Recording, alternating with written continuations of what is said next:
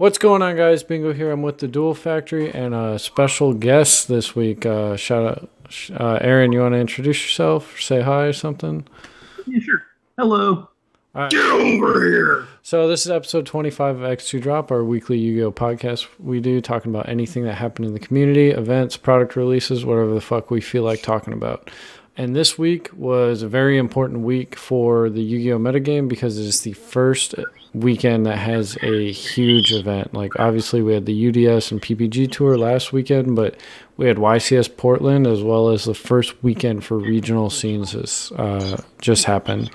So YCS Portland was pretty crazy from what I hear. Obviously, it's in the TCG, so unfortunately, we don't get to see it streamed. But the breakdown for the top 32 was pretty crazy. We had just about everything you would expect, as well as about 5 or 6 rogue decks peak in there at 1 to 2 representation. So I'll shoot it over to Joe first. What do you think of the first results for the metagame? I feel like we got the greatest meme of 2019 with Grand Maju. So A1.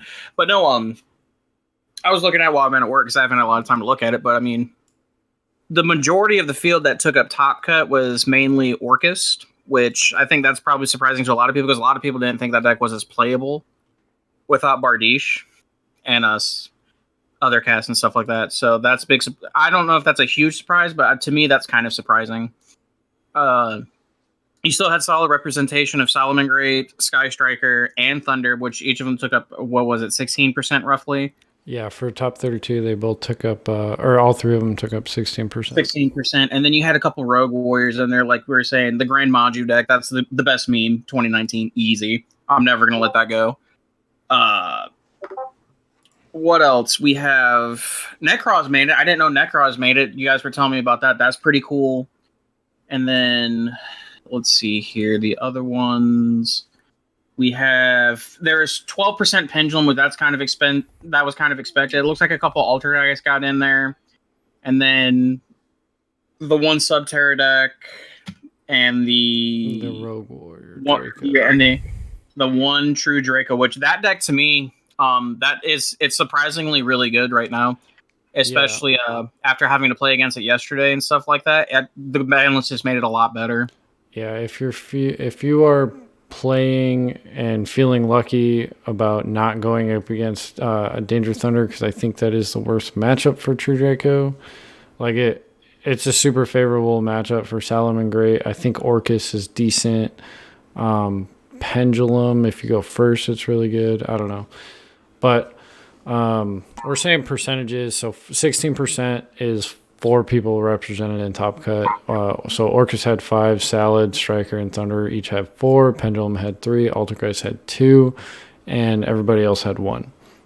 Exactly. All right, and then let me pull up top 16. So top 16 is a huge deviation. Solomon Great jumps up to 25%. So again, 4 people in top 16. Orcus 19 has 5. Striker has 5. Thunder has 3. I think that breaks down to. I don't know. Yes. Pendulum still has 3. Necros has 1, and Grand Maju has 1. Oh wait, I think that's 2. Yeah, no, I had it backwards, but whatever.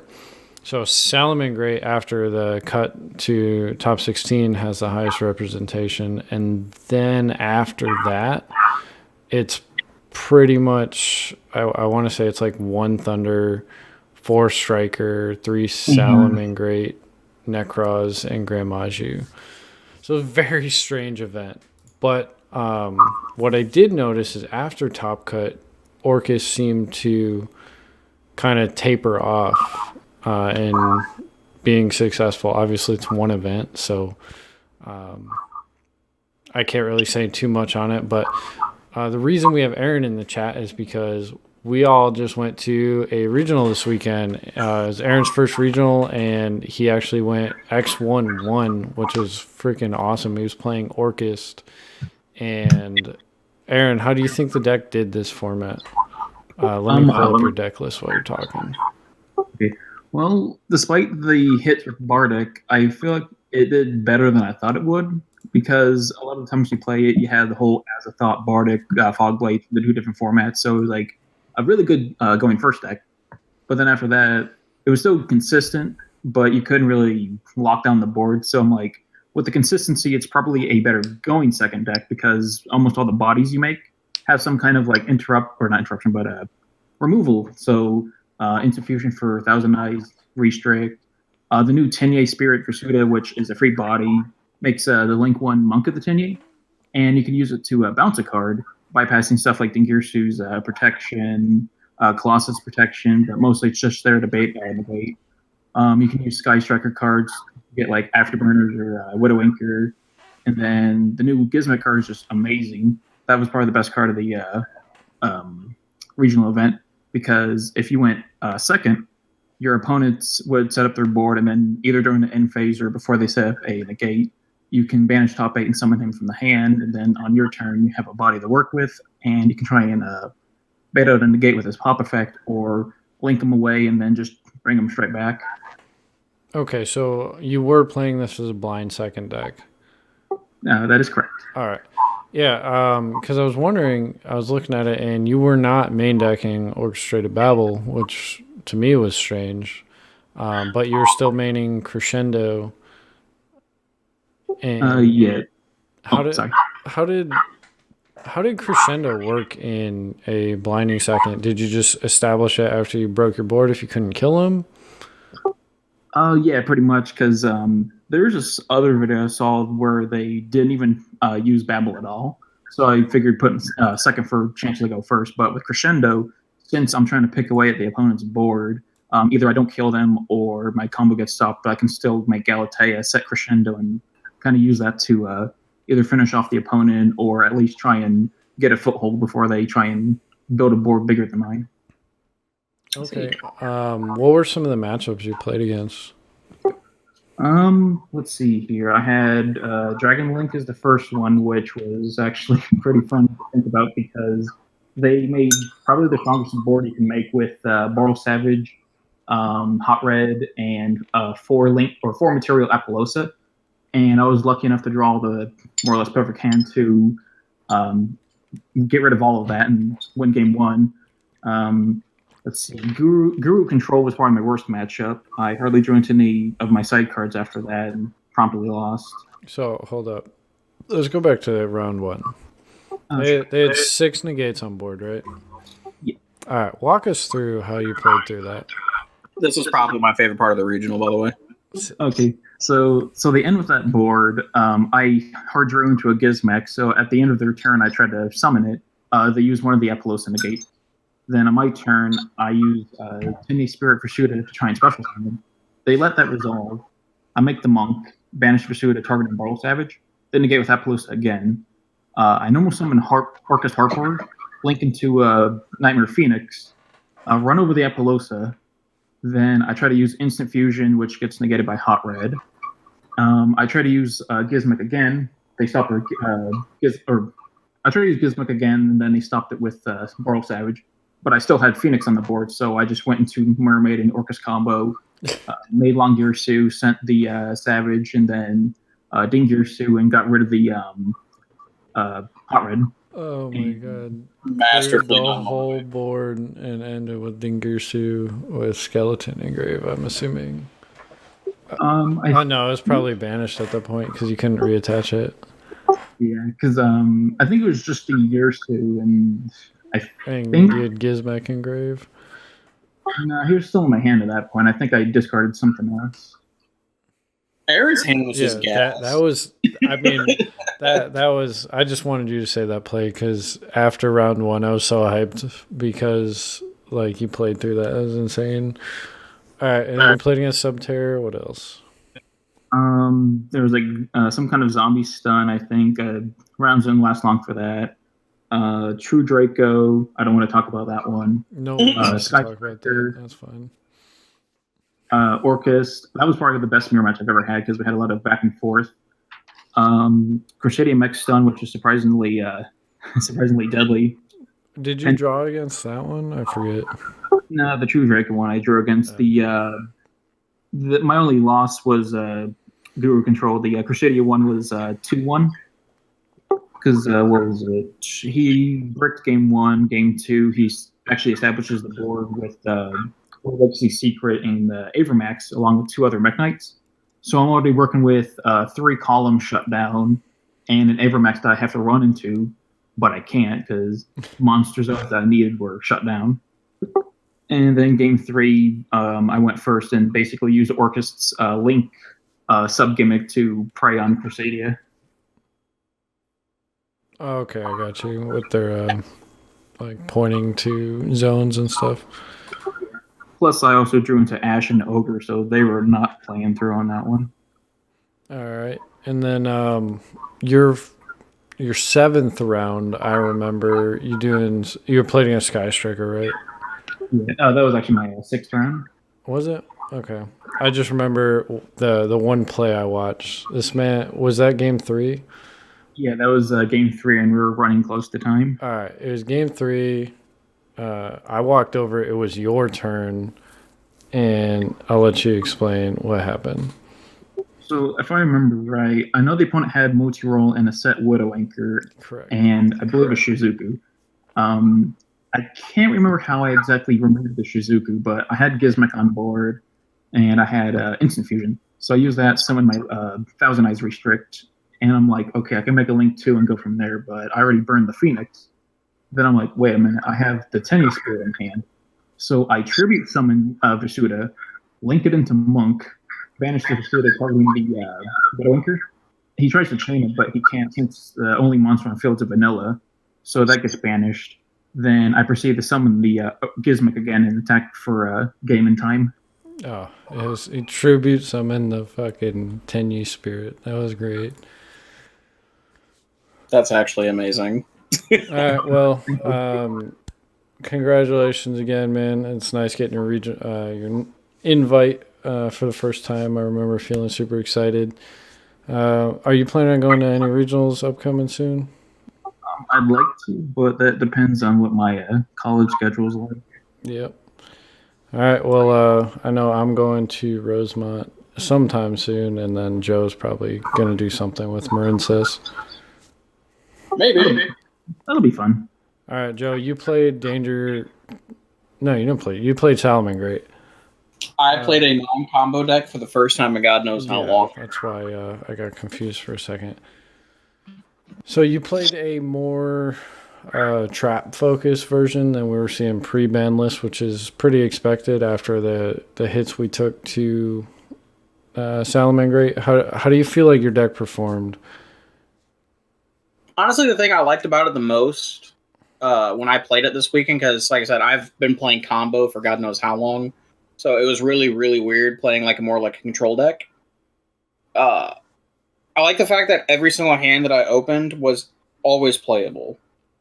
And that's something that I haven't had in a long time, because like combo's like super explosive, but sometimes you'll brick really hard. Some of the stuff I would change, like as you can tell, I was playing 6 copies of Jesus, and that was probably unnecessary. I had also decided to kind of go the route of the guy from Worlds and play more Salamangreat cards in my deck to make Foxy Resolve more often, which came up a couple times. But a lot of the times when I was playing post games 2 and 3, I would either side out all the copies of Rage or all the copies of Roar, just depending on the matchup. Also, I felt very blessed that every time I opened Signet Mining, I opened Called by the Grave to go with it, so I didn't have to fear my Signet Mining getting ashed and having to pick up my cards immediately. Because I promise you, that's what was going to happen. You Signet Mining, discard Spinny, it gets ashed, then you normal summon Foxy, and you combo off. I did that once. I didn't get to do it to anyone else. I didn't see Buffalo a lot, which I was really upset about that, because I thought that card was really good, because every time that I did resolve, it just put me so far ahead. Yeah, I noticed you say you drew Debug once and you didn't want to play it. Do you feel like that card's just like worth not playing anymore? Or see, I'm not 100% sure, because like losing 2 Circle and 2 Gazelle is honestly really important, because there's a lot of times in the games that I was losing they were able to stop my Sunlight Wolf add back, and that like really hurt because I had to like go through another turn and make another Sunlight Wolf to get to it the following turn.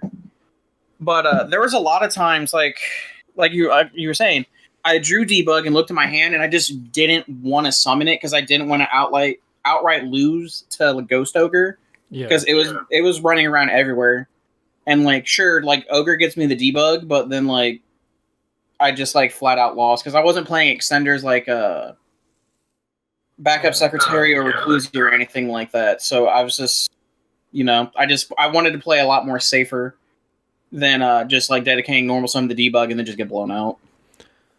So I noticed you're still playing one Will of Salamangreat, and this is a card that's like very split in the community. Some people think it's like one of the best cards in the deck. Some people are like, you just have to play it as a staple one of. Do you feel like that card is solid at one, or do you think it could go up to multiples? It just depends. Like this weekend, so the rounds that I played, a lot of times when I drew Will or something like that, like I was already in a winning position, or it was more of a win more card type situation. You know what I mean? Yeah. But there were one or two times that I needed to get to it, and I had access through Gazelle to be able to put enough pressure on board to kill my opponent. So I could go back or forth on it. Compared to those times, I might cut it in the future.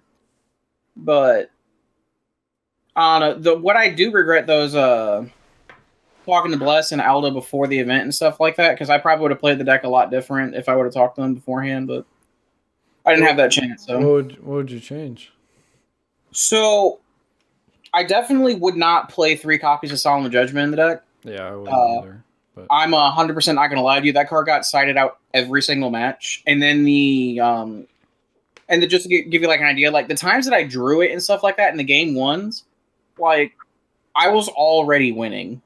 Like it was just pointless at that point. Like I would open it, but I'd look at my hand and like it was just pure gas. Like it would be like Buffalo, Foxy, and then we'll say Signet Mining or something like that. And I already had one of the Salamangreat trap cards because I was playing extra copies of it to make my Foxy resolve. Or like I wouldn't have one of them to begin with, but I would start my turn by normal summon Foxy and reveal one of them off the top of my deck to add back. So like it was just unnecessary. Strike was really good. I would definitely continue to play Strike. Yeah, I'm about to bump that to 3 in my list. Strike was phenomenal. Yeah, I was talking to Aldo and that a little bit after the regional, and honestly, I might completely cut Roar from the deck and just put it in the side deck.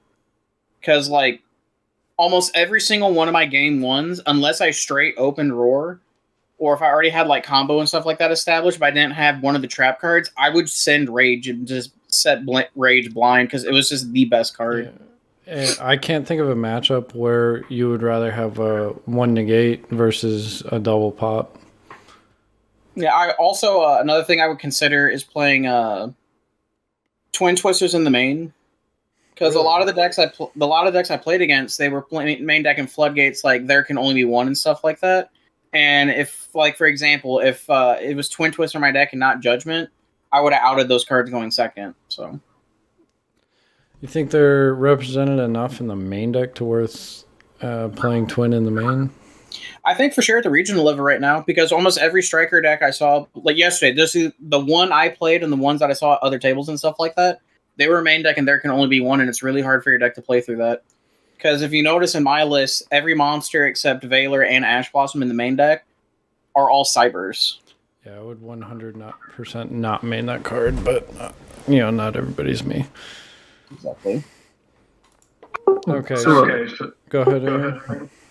So one thing I was a little curious. So I was noticing you were running the X-Code, or no, the Transcode Talker and the Update Jammer.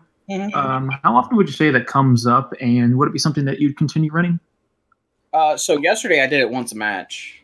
I mean, a lot of people, that combo, the combos is really good, like, because there's a lot of times, like, for example, so I actually didn't get to play round 1. I had a round 1 bye, so I got a YCS VIP treatment. But round 2 I played against Dragon Link, and then game 3, we were in a situation where he was in a simplified game. We were in a simplified game state because he went to go for his Guard Dragon combo, and his LP got ogred, and it stopped his turn, right? Right. So my hand had enough gas into it where I could summon Sunlight Wolf, and then if you weren't playing the combo, you couldn't kill him. But since I was playing the transcode combo, I was able to kill him because I was able to run over his monster and then punch him direct for 8100. So I think that combo is more relevant than a lot of people give credit to. Also, it came up because I was playing against BA, was one of my rounds as well. Because I played Update Jammer in my extra deck, I was able to do the combo with Borreload that's able to attack twice and take 2 monsters. And I was able to take his Beatrice, and I was able to take his... He had made a Nightmare Phoenix in the bottom corner as a generic, because he needed to pop my... He popped my... I think it was my set... what did I have? I can't remember what I had set, but he popped my set card. Oh, it was Will the Solomon Great, because I didn't have another card to make another monster, so I set it as a bluff. But he popped that card, and then I took both of those cards and was able to run over his Cherubini and attack him for game. And then also, he wasn't able to bar me for game because his bar was still underneath his Beatrice, and I refused to give him his Beatrice back. Okay. Yeah, so... The Transco combo, like I said, about once a match I made it, and then having Update Jammer just by itself, even if you don't play Transcode, being able to go with it with Borreload is actually really important because it helps you out-establish boards. Okay, because sometimes I'll see that, and other times I'll see people running like Violet Chimera. Would you say that this is better than running Chimera, or if it was possible to run both? Go ahead. Okay, so I'm like completely different on like people's like thoughts on Violet Chimera and stuff like that, because a lot of people think you should play it because you'd be siding Super Poly. But almost every situation yesterday that I was in where like, man, damn, Super Poly would have been a really good card here in this situation to either make Starving Venom or make it like a Violet Chimera. There's just always something else better that I could have done. So I don't know if I would play. I don't even know if I would play Violet Chimera, to be perfectly honest. Yeah, if I were to approach building the deck, I would not probably play Super Poly or Fusion of Fire. That's just me. I don't think the Fusion of Fire is worth playing at all, personally, but... Yeah, I mean, look at the extra... Like, the extra deck is extremely tight. All of the Salamangreat Great cards, that's like the minimum ratios you have to play. And then Heat is a staple... Phoenix, and you're already not playing Unicorn or anything along those lines, so it's pretty tight. I would agree. Like I said, the only changes I would really make would be to the main deck and the side deck, but other than that, I thought the deck performed really well. The last round was unfortunate because I got super polyed. Yeah, I was playing against a Mech Knight Invoke player, and he did the same thing I was going to do. He super polyed my cards into Violet Chimera and then killed me. I thought I was safe, too, because I had, like, set, like, Strike and stuff like that for his Alistair. Nah, G had Red Reboot. I wasn't winning that game. Oh. Rest in peace. All right. He deserved it. He had the stones. He just had it. So I'll run through. I played Sky Striker. It went X3 after being X2 going into the final round, and then the judge saying my opponent had 100 life points left when he should have been dead, so I went X3. My list is up on screen. You guys got it pulled up? I do have it pulled up. All right. I would 100% probably not play 3 Ogre again. Because that card was dead in every single time. Like, it hit something, but it was irrelevant. I never played the mirror, though, so I guess, you know. Called by the Grave, I feel like it was unnecessary. And what else? I had something else. Oh, no. How'd you feel about the Foolish Burial of Goods combo? Or not combo, but package? I'm playing 2. I've been playing 2 for about a year. I would honestly consider a 3rd because right now it's just... You need to see Ray, and if you get a read on your opponent's hand trap, or like if you can send the spell and trap you want to add back off Kagari and or confident, maybe you do play Called by the Grave and it's in hand, so you feel a lot safer going for that much investment. There's that avenue, but opening 2 of that card feels so bad that I've never ever wanted to play it at 3 since I opened 3 plus Fusion. I gotcha. And then you're a madman playing Desires with one multi-roll. I still can't believe Desires was probably one of the best cards in the deck. But I would never, there were a few times where I had to hold it until I can resolve a Shizuku to search the multi-roll. Because other than multi-roll, you don't give a shit what you banish. Sometimes it hurts. Sometimes banishing the afterburners or the jamming waves, that hurts. But I would cut Called by the Grave probably entirely. Play a third strike. Cut Ogre, and then I don't know where to go from there. What hand trap would you play in place of Ogre? Either Valor or honestly, I do want to put some actual testing in with Bell. Being able to stop Hawk and other miscellaneous things mid combo that your opponent probably won't expect. But Valor's just as good most of the time, so it depends on which one has more overlapping utility. I see. Because it seems like, I don't know if it's just me, but the past couple top deck lists I've been seeing have been starting to use Ghost Bell. Yeah, I definitely considered it, and the reason I wanted to play Ogre was because of mostly combo.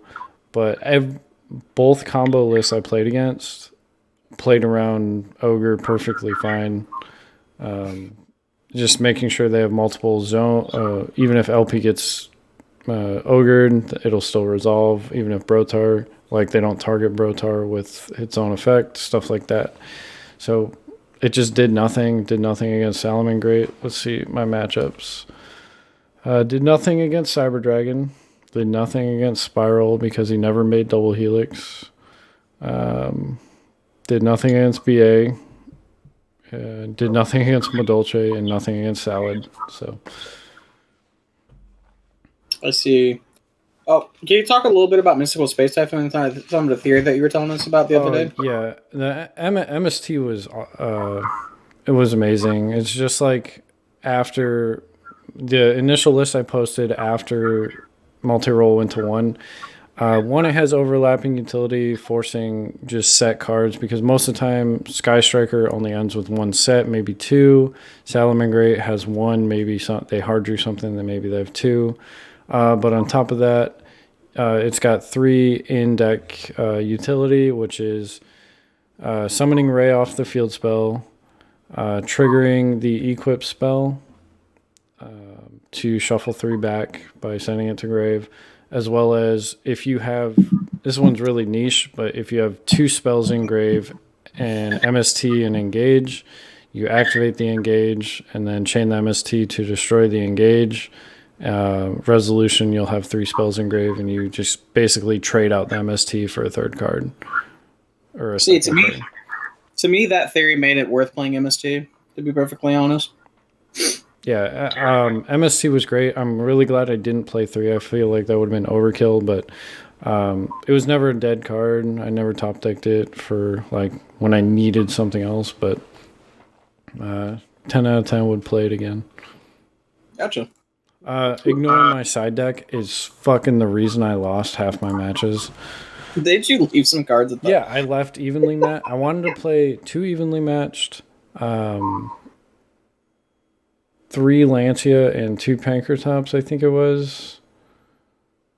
But I left my evenly matches and Lancia's at home. Feels bad. That's unfortunate. Would you consider running Cosmic Cyclones in the side?